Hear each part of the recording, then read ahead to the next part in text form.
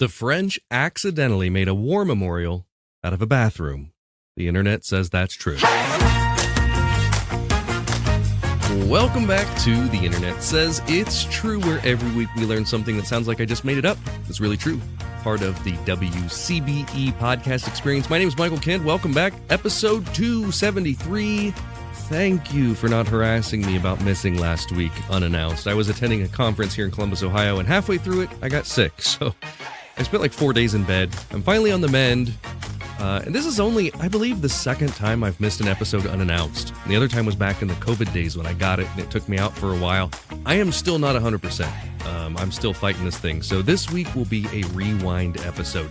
And before we get into this story, a quick favor, please. If you enjoy the show, leave a review wherever you listen. It helps a ton, and it obviously costs you nothing. Hey, if you want bonus stuff like, behind-the-scenes stuff, early access, ad-free episodes, join us on Patreon. Become a Tizitor. If you've joined recently at the gold level, I owe you a book, and I promise I will get those out in the mail this week. I am just way behind. If you'd like to wear your inner Tizitor on your sleeve, literally, or gift it to someone else, check out the merch. We've got t-shirts, we've got mugs. I can personally attest to their quality because I wear mine all the time. So, to today's episode. This was originally released on February 20th of 2023, so just about 3 years ago exactly, and it's about a funny mix-up. Let's get into it. History knows him as a few different names. Old Blood and Guts, Georgie, Bandito, the Old Man. But when you use his name, General George S. Patton, it's hard to find an American who hasn't heard of him. Now, helped by a popular 1970 biopic starring George C. Scott, Patton is one of those figures of history that has gone down as undoubtedly one of the greatest combat generals to ever live.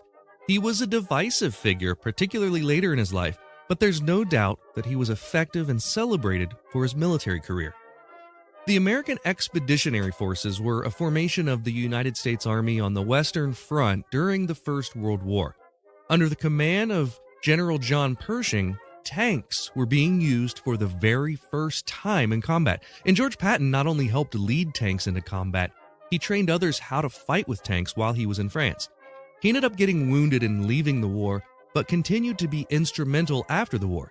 He helped develop the doctrine that the Army uses for training soldiers to fight with tanks. This led to a huge role in the Second World War, where he commanded the 2nd Armored Division into battle in Europe and was actually vitally important to the success of the D-Day invasion at Normandy. He was part of the operation that meant to fool the Germans into thinking that Normandy was just a diversion. It involved movements to mimic huge troop buildups in other parts of Europe, fake radio transmissions, leaked on purpose documents, and a whole host of psyops campaigns to trick the enemy. By having a prominent general like George Patton be a part of these tactics, it gave the fake plans credence and was a huge success. He was given command of the Third Army and went on to have even more military achievements, including helping to relieve the troops at the Battle of the Bulge. It was 1944 when the U.S. Army was pushing through a small village in France by the name of Bourg, when Patton was reliving some of his memories of being there during World War I. That was the location of the tank training camp that he ran during the First War. He visited his old office and the place where he slept in the chateau of Madame de Vaux. It was in Bourg in 1944 where he discovered a gravesite that had been beautifully maintained, and he was one of the only men in the world who knew the truth. It wasn't a gravesite at all. We'll tell that story after a quick break. If you love listening to this podcast every week and you want to show your support, that would mean a great deal to me.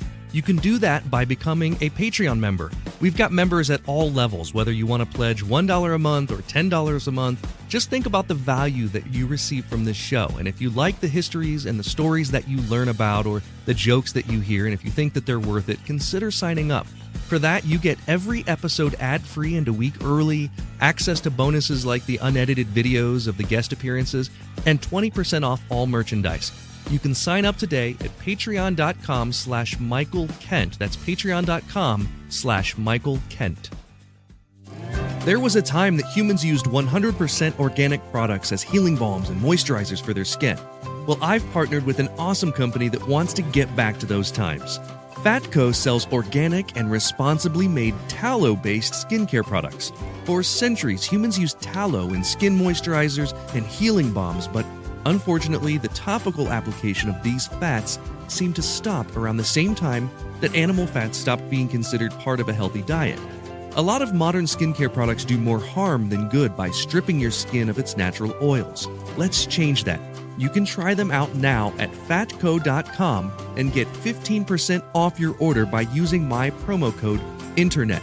Go to theinternetsaysidstrue.com/deals for the link.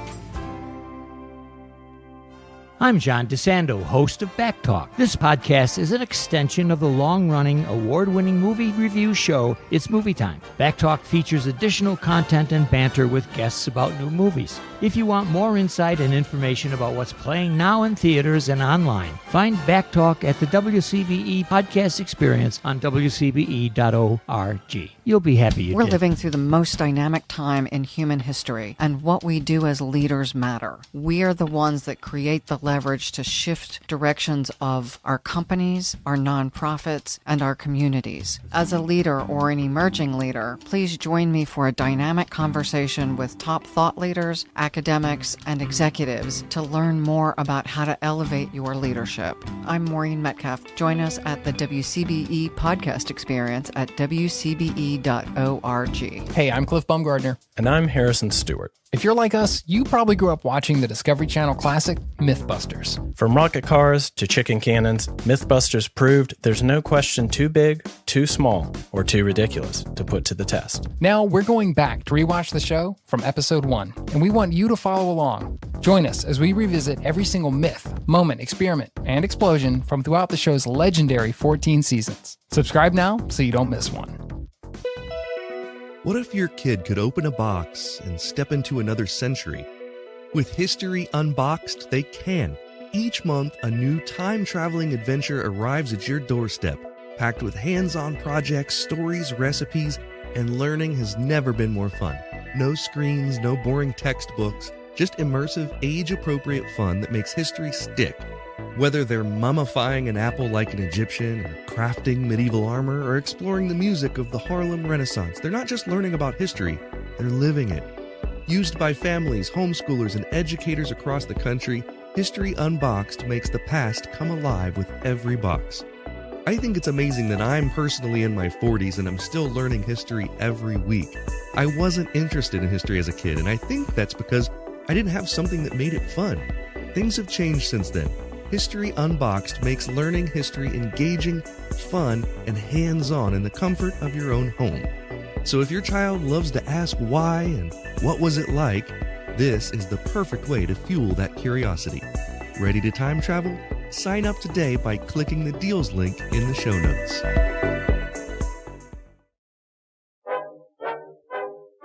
Before the break, we talked a little bit about General George Patton, and believe me, there's so much more to the man, good stories and not so good stories. But rather than get into a deep dive on his history, this episode just focuses on one particular story told in his memoirs.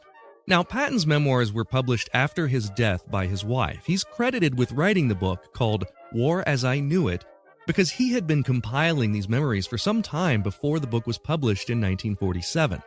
Patton had passed away 2 years before. It was a strange accident.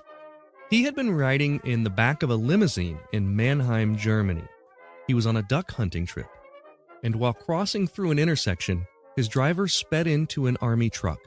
Patton was thrown forward into the glass partition in the limo and broke his neck. He died 12 days later in the hospital. Among Patton's possessions were an incredible collection of letters, journal entries, and essays that he'd been compiling throughout his later career. There were entries going back through most of his career. Here's a transcript of one of the early journals he wrote. Quote, Saturday, June 23, 1917. Sergeant Brain reported this morning that one of the machines ran over a Frenchman and broke his collarbone. I called on the prefect of police of the district, and after giving him a cigarette and a ride, he assured me that the victim was a robber and that my man was a poor victim. End quote. There are hundreds of letters like this in the Library of Congress, and in those writings, published in 1947, we first learn about this story from the town of Bourg. I'm going to paraphrase it a little bit in telling the story, but here's what happened. As the army was driving through France, they stopped briefly in Bourg. Patton recognized it as where he had stayed during the First World War, and he recalled a man standing on a pile of manure and thought he looked like the man who he remembered, standing in that same spot the last time he visited. He called out to the man to ask him if he had been there during the last war, and the man apparently replied, quote, "Oh yes, General Patton, and you were here then as a colonel," end quote. And as they passed through, he saw this grave that had been meticulously kept up all these years. The words on the cross said, "Abandoned Rear." See, back in the First War, 27 years prior, the tank training camp was set to leave Bourg. The town's mayor approached Patton, and he's got tears in his eyes. The mayor expressed how sorry he was about the fallen soldier and how it just tore him up, and Patton looked at the man puzzled. He hadn't lost any men while they were there in the town, and he was confused what the mayor was talking about. So the mayor insisted that Patton follow him to the grave that he was talking about. The mayor led George Patton to an area where a rectangle of fresh dirt had been piled in the otherwise muddy field. And there was that wooden stake sticking out of the ground with a perpendicular stake nailed to it to resemble a cross. It was marked with the words "Abandoned Rear," because it was Patton's little joke. The thing that the mayor thought was a grave was really a latrine pit where the tank school had been relieving themselves. He had ordered one of his soldiers to go and fill it in and mark it so people knew not to dig there. The word rear is just a pun. It's a word for the back of an army position, and they were abandoning it because they were filling it in. Well, the locals apparently thought that was either the name of the soldier or thought that was how the Americans were referring to this fallen hero that was surely buried in this grave-shaped area. In his journal, Patton writes, quote, "I never told them the truth," end quote. So there he was, 27 years later, visiting the same town, and he confirmed that the so-called grave was still being maintained. Now today, nobody knows exactly where this grave was. People have looked for it and failed.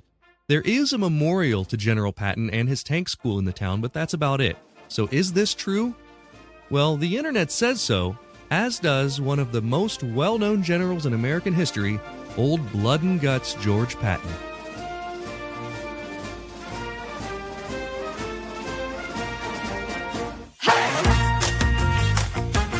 It's time for the part of the podcast where I call a friend, and today I'm calling my friend Nick Paul. Nick is a comedian, magician, and a new author of the book Magically Introverted. I wanted to bring him on to play the game, play the quiz, and to talk a little bit about his new book. Welcome, Nick. Hey, thanks for having me, man. Appreciate it. You're just coming back from where? Just got off a boat in Argentina, met some nice Argentinians. They're also friendly down there. They're like the nicest people ever. You just got into some man's car, and it's just like, yeah, okay, I'm probably not going to get murdered. Should be okay. Was it not an Uber? It was just a stranger? Is that the way the- Uber works in Argentina? Is you just find someone? Basically, the cruise ship usually sets up a transfer, as I'm sure you know, but on the way back, they forgot to. They was like, I'll just get a cab, you get reimbursed. So I went up to some guy, he's like, yeah, cab, no problem. And then he takes him to some other dude's car. Like, he was lined up next to a whole bunch of real cabs. And then he took me to some other man's car. Oh my he's gosh. like, he turns to me as he's driving, goes, what is your name? And I go, oh boy, this is either going to be good or this is going to be real bad. But he's friendly, he was great. He was. I got to the plane on time. His directions were just pick up white man from dock, take to airport. Yes. That's pretty amazing. Well, I'm glad that you made it back. Did you eat Argentinian food when you were there? Did you get a chance to do that? I don't think I did. I You just ate at went the straight from the hotel. ship? I mean, I wish I was like an Anthony Bourdain. You know, he's like a hero, but I'm going to eat on the ship. Yeah. I mean, if you're working, the last thing I want to do is be sitting on the toilet all week and not be able to do a show. Understood. I used to be like that. I was very careful about, especially, with like corporate dinners where you're the after dinner entertainment. And I was always like, no, I'm not going to eat before the show just in case. And then one day I like added up all the meals that I missed out on. And I was like, you know what? I'm going to start eating when they offer.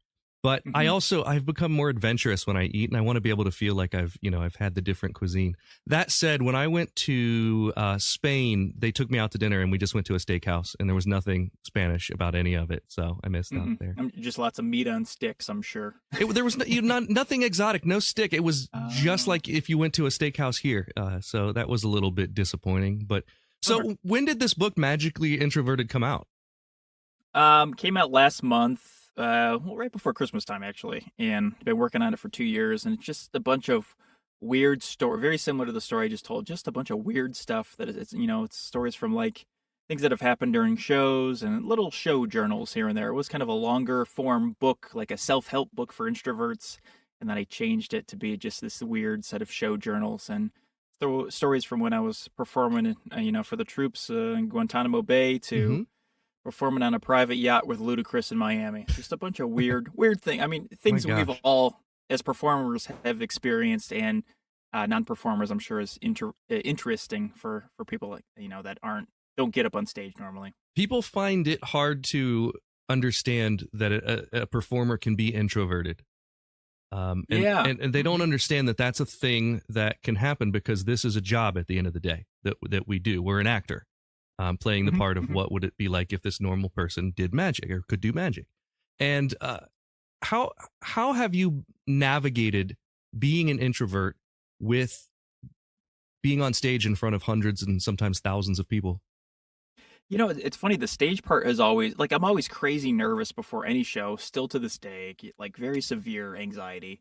And the second I'm on stage, it's fine. And I'm in control, and I know what I'm doing. And, 90% of the time unless stuff hits the fan during the show, it's okay. But yeah, it's the before and after, and talking to the clients, and like even the meet and greets after, now that I'm like signing books and stuff, I'm better at it. I'm good at making jokes and, chatting with people, but that's the hard part for me. It's just the small talk. I have a line in the book. It's like, I don't enjoy small talk. Frankly, I don't find the weather all that exciting. Right. And I think that's a lot of it. I've had to do a lot of work on myself to learn how to talk to people off stage. On stage, I know how to do that, but off stage, that's a skill I spent lots of time developing. That's interesting. Now, I get the question a lot, or the compliment. You should go on AGT, or you should be on Masters of Illusion. You should be on whatever they've seen recently. You should go. And I used to hate that. I used to be like, I don't want to have this conversation with you. But then it took me a while to understand what they're doing is trying to connect more. That's all they want when they're asking about the weather. They just want to be a connection to, I try to think about the way that I am.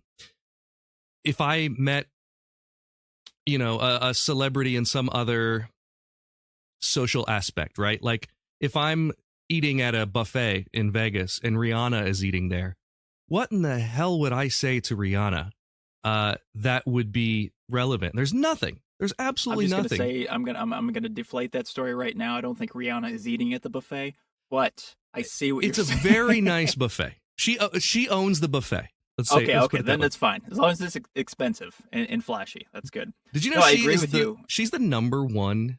She's the richest musician. Like she has more money than McCartney. That performance yesterday, we're taping this the day after the Super Bowls. Yeah, this will come out. So for you listening, the Super Bowl was last week, but we're taping this literally the day after. What did you think? Fantastic. She did a great job. I thought it was amazing. It wasn't over the top. It was over the top, but compared to other ones, it wasn't. It's just like, this is the show. Let's keep it relatively simple. I thought it was great. And I think my only critiques of it come from expectations I have from past performances. Like I was expecting other guest stars. I was expecting like someone big to come out, because she's done so many collaborations through the years. I was expecting one of those people to come out, and it was just about her, and it was brilliant. And the staging was so far past anything anyone has ever seen technologically. Yeah. I was thrilled when Kanye West did not show up. I was really worried he was going to make an appearance. I was like, oh boy, this is not going to end well. Was that a rumor going around, or was that just you were just hoping? One of the songs she did is a Kanye West song. He features on it. Yeah, and it's a great song. I'm a fan of Kanye's music, but I'm not a fan of him as a human being. This is the Cosby problem, because Cosby Show reruns are still on TV, and I am not ashamed to say occasionally I'll watch because there's some nostalgia mixed in there, and it was just good television, and they've left them on. And then you have to think about the guy that made all the money from this is that guy. You have to just make a personal choice. Same with Michael Jackson stuff. Like, can you separate the art from the artist? And if you can't, that's your personal choice. And if you can, great, that's also your personal choice. But it's a weird time we live in because now we know everything about all the celebrities ever. But I guarantee you, like, if this information were to come out about people famous in the 40s, 30s, 20s, and the news and the paparazzi would try, but it was easy to be secluded and have stuff, not come out about your career. There was no internet. So now it's like we're in the age of information and age of, tear everybody down, sometimes rightfully so. It's becoming harder to be an awful person and successful at the same time. It was a lot easier before. So I have one more question about your book, and then we'll move on to our quiz. When you were compiling these stories, did you compile the stories as they were happening? Did you have journals sitting around, or was this a thing where you had to go back and remember things? A little bit was writing in real time, and a little bit. I mean, one of the stories is the first time I ever got up on stage, and another one was like when I was performing with my magic partner back in high school, and we made a joke about Afghanistan, and the day after 9/11 happened. And I just thought that was such an interesting tidbit. I'm like, I'm going to put that in. It was a real short couple of paragraphs in the book, but some of it's remembering and some of it's in real time. And my new favorite thing now is like when something happens, I'll immediately, when I get home, and just start writing in journal and just try to keep the ideas. And David Sedaris I'm a big fan of his, big hero of mine, and his thing is just journal, just keep. And he'll do that in meet and greets after the show. If something weird happens or something, he'll immediately take out his notebook and start writing. So I've been trying to do that more, not just for the book, but also for the show too. It's just keep on. And Penn's talked about that too. He used to think Bob Dylan was this genius, and then which he still thinks he is, but then he realized, he was just keeping a notebook. A lot of people think you just show up in the recording studio and it just flows out of you. Yeah. But it really is just keeping a notebook. Not only that, with Dylan, the thing that's I'm a huge Dylan fan, and the thing that has deflated me a little bit in learning about lyrics with him, and it's the same thing with the Beatles, really, is that a lot of these lyrics don't have much meaning or thought behind them other than that's the thing that sounded the best in that line. And that's so much. I struggled so much with that in like lit classes in college and high school. It's like, let's overanalyze what the author was thinking. And a lot of times you talk to the author, like, I don't know, I thought it sounded cool. Like my aunt did that for my shameless promotion next to me right here. She's like, what does the tape on your face mean? Like, is that a metaphor? I'm like, I just thought it looked cool. Thought it was funny. Yeah. Yeah. That it's sad to hear that type of thing. Like there are a lot of Beatles songs where people really just poured over these lyrics. And I have a book that goes into, there's a huge digest. I can't remember who wrote it, but it goes into every Bob Dylan song and the meaning behind the lyric, where they came from. If there's an allusion to another folk song, it's in there, or an allusion to something, it talks about it. And sometimes it's just like, well, we don't really know what this means. It probably was just something, he was saying to himself that week. There's no other thing that it means. But the reason I asked about the journaling and that type of thing is that I often tell people, young magicians who are starting to tour, like, write down everything, because it's one of the things I wished I would have done more, especially on some of these military tours when you're in a different place every day. And, I've got command coins, challenge coins and stuff from different people, and I don't know the names of the people who gave them to me. And I wish I did, because not that it'll ever come up again, but I just wish I had that information, the names of some of the towns. And sometimes I'll go back and try to Google and try to figure out some of the things I did that, while it's fresh in my memory, but there are more stories that I've forgotten that I remember. And it's awesome that you've been able to like put into hard copy, into print, these stories forever. It gets a little, overwhelming at times too, because like my wife and I did Franz Harari's House of Magic for 3 months in Macau. Mm-hmm. And about a couple weeks into that, I started journaling. We were doing 8 shows a day, sometimes 6 days a week. So I was like journaling little things after every show. About a month in, I had to stop because I'm like, I am overanalyzing everything. And it's just, you get to a point of it's not fun anymore. So that there's certainly a balance to journaling and keeping ideas and things you want to remember. Certainly. Yeah, absolutely. Well, this topic, as is true with every week on this show, has nothing to do with any of this. This Great. is a topic that you don't know about and that nobody hardly knows this story. It's a very obscure, weird story. And for the first question, we're going to play for a joke. So if you get it wrong, you have to tell me a joke. This is multiple choice. I got 2 good ones ready. My wife found 2 good ones for me. Fantastic. So here's your question. Between World War I and World War II, a small town in France maintained a grave for a soldier, but according to General George Patton, it was a mistake. Instead of a soldier's grave, what were they maintaining? Was it A, a used latrine pit, B, a buried horse, or C, a failed flower bed? I just want it to be a latrine pit because of Robin Hood Men in Tights. What's the scene? What I don't remember the latrine Are we allowed scene. to swear on this? I try to keep it somewhat clean. Okay. I'll change. I can it slightly. bleep it too. I mean, The name, the one character's name is Latrine. She's like, oh boy, what was that? I'm botching the joke. She's like, well, it used to be shithouse. So, are you going to go for A, the used latrine pit? That's what I'm going for. The answer is a used latrine pit. That is correct. So, That's fantastic. yeah, it's exactly what happened. We know about this because George Patton, much like yourself, kept journals. And he had all his stories and everything in these journals. And I don't know if he was planning on publishing these or if this was just for his, for posterity. But his wife had them published after he died. And one of these stories was that in World War II, he visited one of the towns that he was in World War I, and he found this grave, and he knew it was not a real grave because it said abandoned rear on the cross. And the French thought that was apparently some person's name or the name of this grave, and they had been maintaining it. And he remembered learning about it during World War I, and he never said anything to the town's mayor, who pointed it out to him with tears in his eyes. So they did not know that they just filled in a latrine pit. You got it right, so I owe you a joke. But since your wife found you a joke, I want you to read yours also. Okay, so here's my joke. It's World War I on the Straits of Gallipoli. The soldiers are ready to charge from their trenches, and this British officer decides to make a rousing speech to his troops. He says, "Listen here, lads. Did you come here to die?" And the Australian answers, "Nar, mate. I came here yesterday."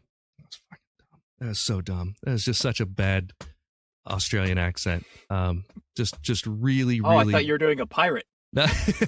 Well, the word mate could go. If you're using the word mate, you're either pirate or Australian, one of the two. Yeah. All right, let's This hear is one my, of your jokes. This is my Australian. Yeah. That's all I can do. Yeah. Yeah. Yeah, that's pretty good. All I can do. I got 2 real quick ones. How did the hipster burn his mouth? How? He ate his pizza before it was cool. It's a pretty good one. That's a funny joke. That's a good- Okay, we got another one. Why do ducks have feathers? Why? To cover their butt quacks. Evan gets a groan too. What you're listening to are papers being crumpled and torn into the microphone. Welcome to ASMR with Michael Kent. Welcome to Michael's ASMR. So yeah, you're 1 for 1. You're killing it so far. Where's your next show? Where are you headed to after this? I just did a weekend in Santa Monica. There's a cool new magic theater called Illusion Magic Lounge. Oh, cool. And so I'm there again. Well, this airs next week. So I would have just been there You with missed my it. buddy Joe Skilton. Okay. And then I hop on a princess ship, and I do have 2 public shows in 2 weekends of public shows in March. I'll be in San Antonio the second weekend of March. I think that's the 10th through 12th in San Antonio, like I said, at the Magician's Agency. And then I'm doing Erie, PA's Keller's Magic and Comedy Club. Yeah. I want to say it's the 24th to the 26th. So come on out, see a show, buy some tickets. Have you done Keller's before? First time doing Keller's. It's a good club. Magician's Agency, I've done a bunch. Okay. Yeah, is it good? Great. Yeah, you've done that a bunch, right? I did it. Yeah, I did it last year, I believe. I did it.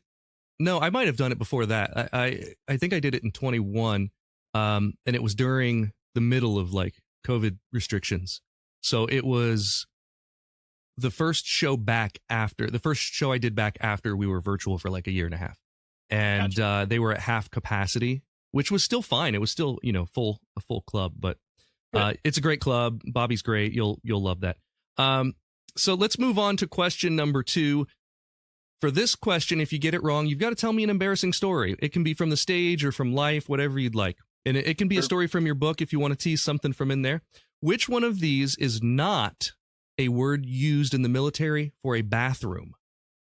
So 2 of these are things that within the military have been used for bathrooms. One's not. A, head. B, cat hole. Or C, mud bucket. Cat hole? I'm a maybe on that one. A maybe? The answer, mud bucket is not. Mud bucket. I made mud bucket up because I really liked the way it sounded. I wanted someone to refer to their bathroom as mud bucket.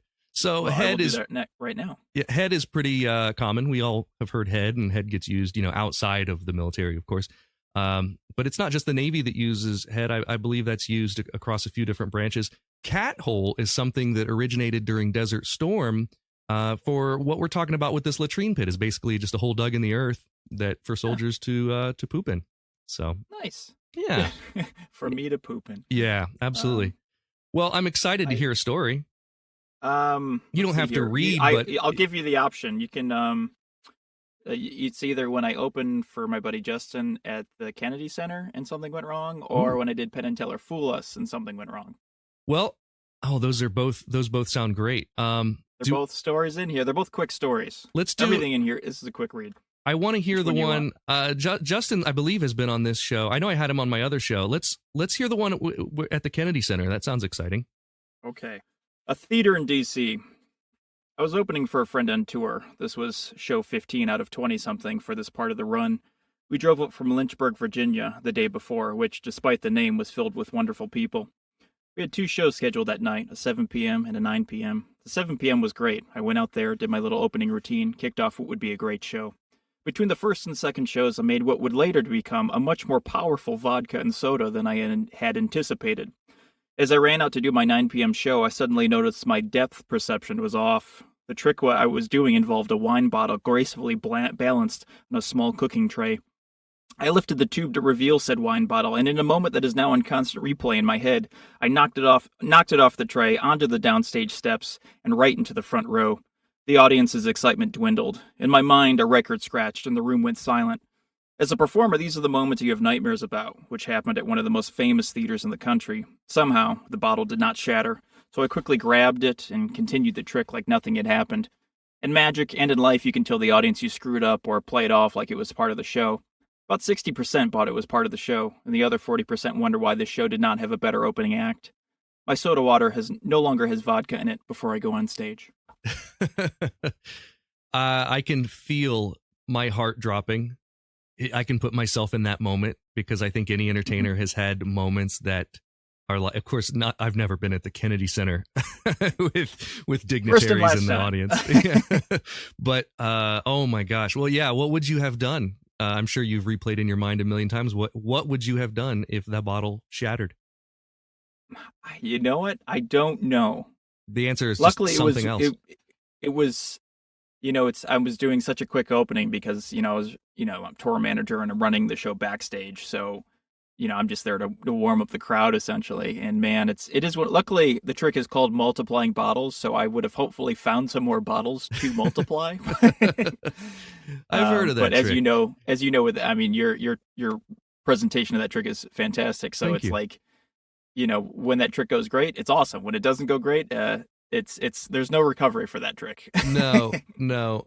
I did have one where they became bowling pins at the end, basically. I knocked one over, and then all of the other ones, as I clumsily scrambled to try to catch the first one, knocked over the other ones, starting a chain reaction.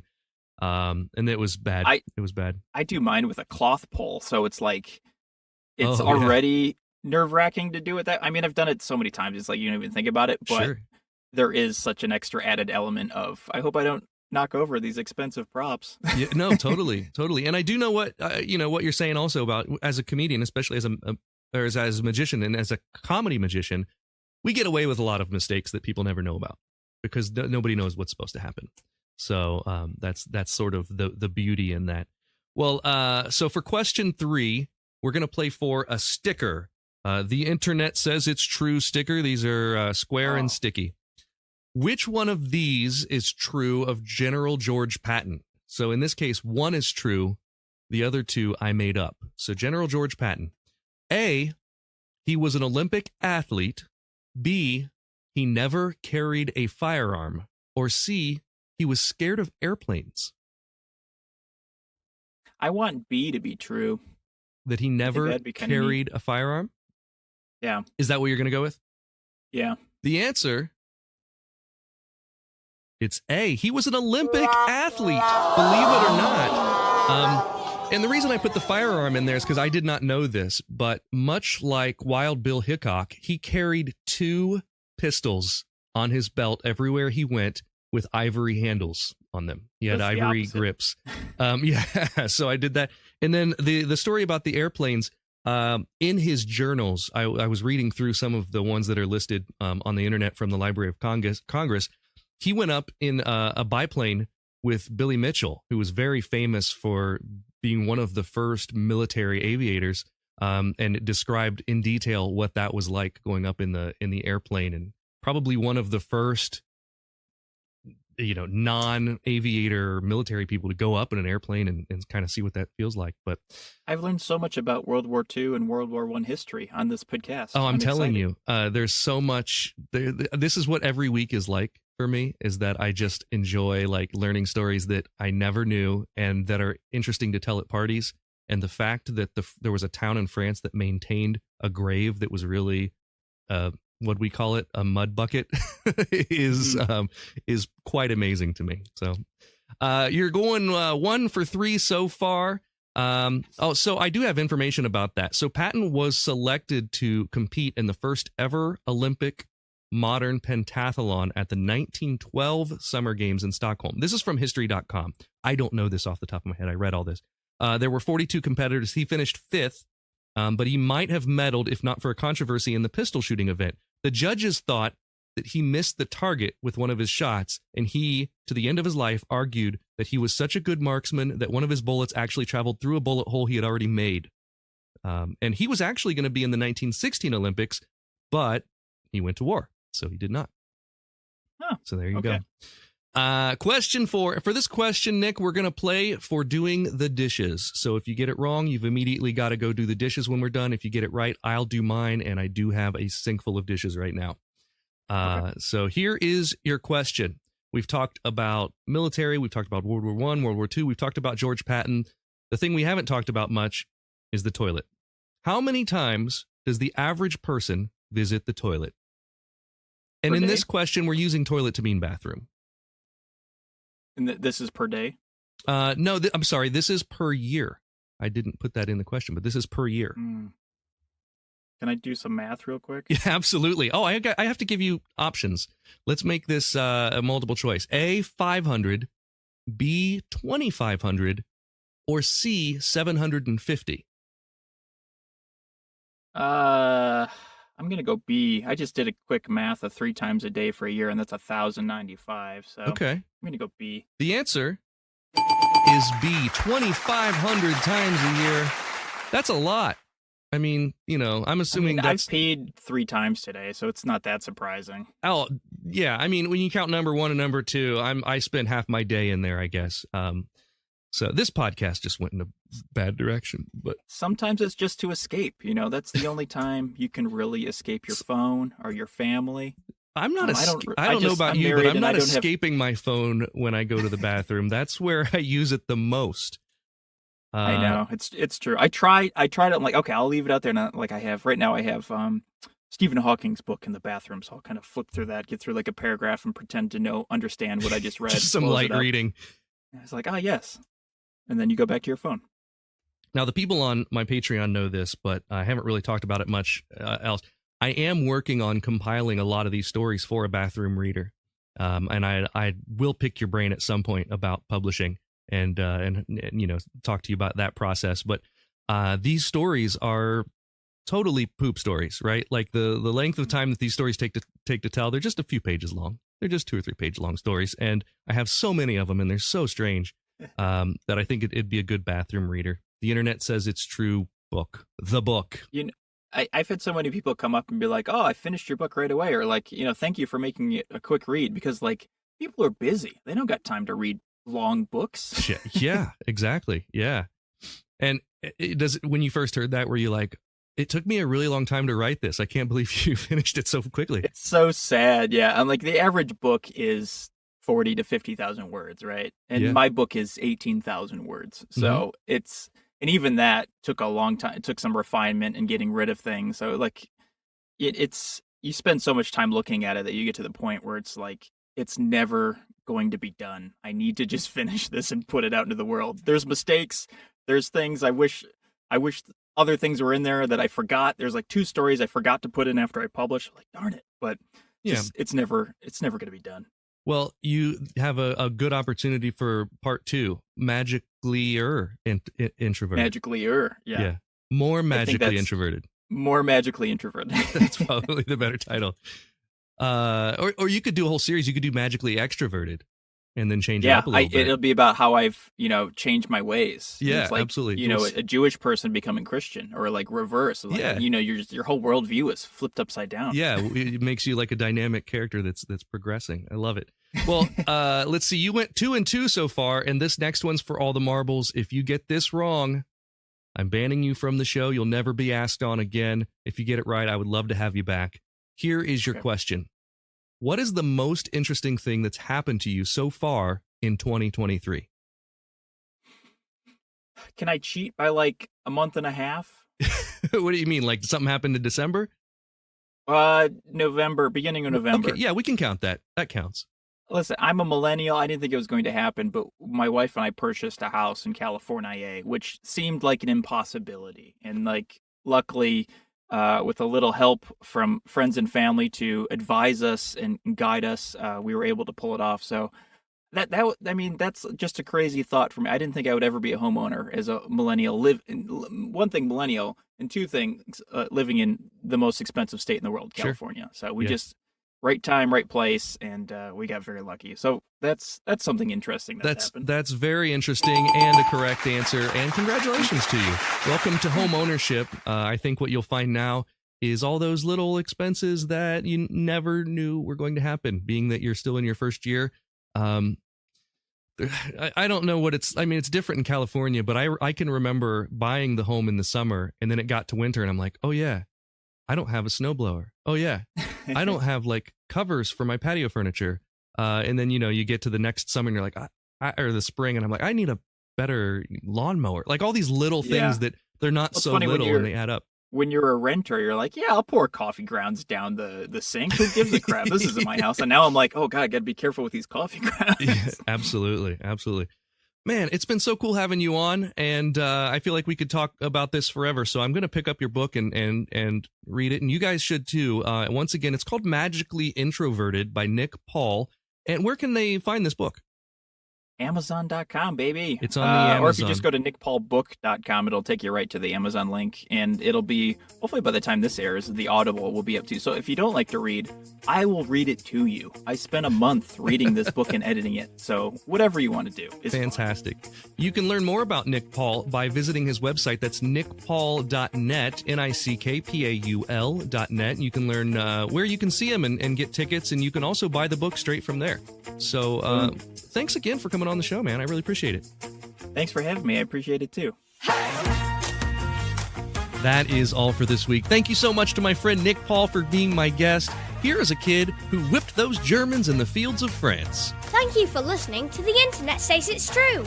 To listen to episodes ad-free and a week early, support us on Patreon. You can do that at patreon.com/Michael Kent. If you learned something just now that you didn't already know, go to the Apple Podcast app and leave us a review with 5 stars and a few words. That helps us a ton, because that's how the algorithm works. I don't know what an algorithm is, but just do it! See you next week for a brand new episode of The Internet Says It's True!